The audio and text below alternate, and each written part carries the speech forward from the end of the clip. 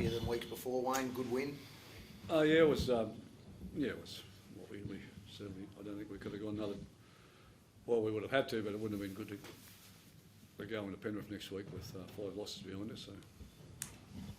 It says a fair bit about that side. Like, I mean, they were down at half time. You made a change. Milford made a huge difference in the second half when he came on, and they really gutsed it out to get to that lead. Yeah, well, I felt that leading into half time, but I just held my nerve, but I knew I needed to get him on the field. He brings a lot.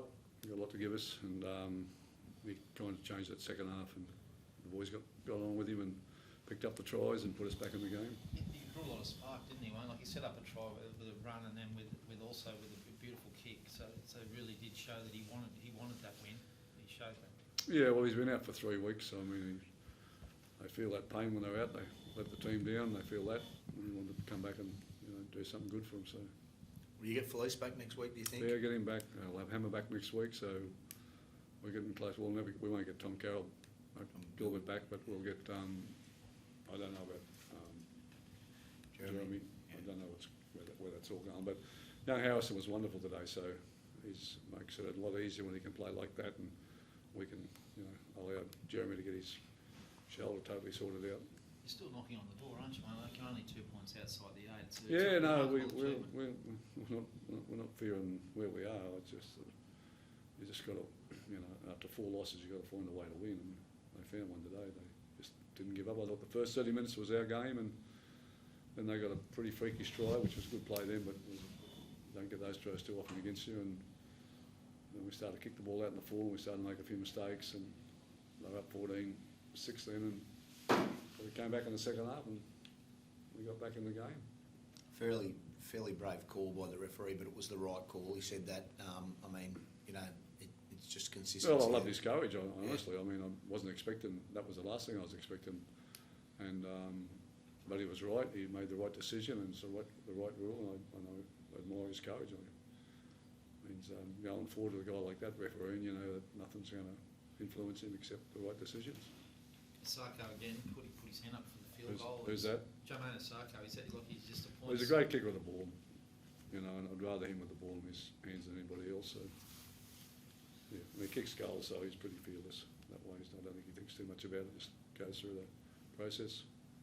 Wayne, you've been in the game a long time. You're hoping that they sort of get to a resolution with the off-field issues around the CBA and everything. I know you've talked about it a bit, but yeah. I mean, even today, the players, after the celebrations, first thing you want to do is interview some of those players that have been involved in a great victory, and you can't talk to them at the moment. You think they're going to get a result sorted? Well, I hope so, and looking from the outside in, it's a couple of them aren't that hard. I don't know how many's on the table. I only know 3 or 4 of them. They're not that hard if someone wants to give a little bit. I just I can't.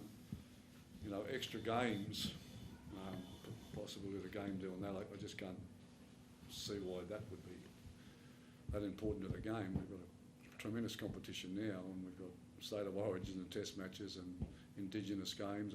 We fill everybody's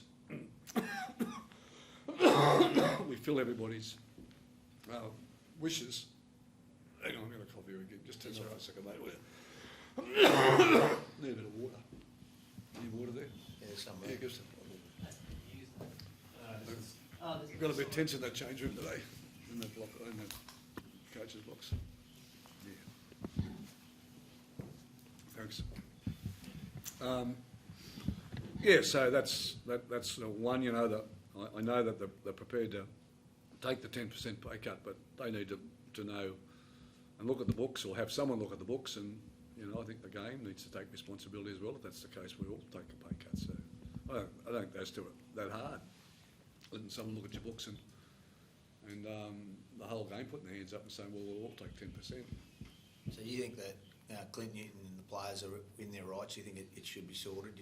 Well, it should be sorted. I mean, the NRL obviously got a position as well, but the good thing they're not fighting about the money. That's been done, put on the table. As I said, I don't sit at the meetings. I don't know, but I know this much. I'd have to find a way to get the resolution, because that's not in anybody's interest. Clint Newton said today, Wayne, that they're not. Sorry, they're not that big of.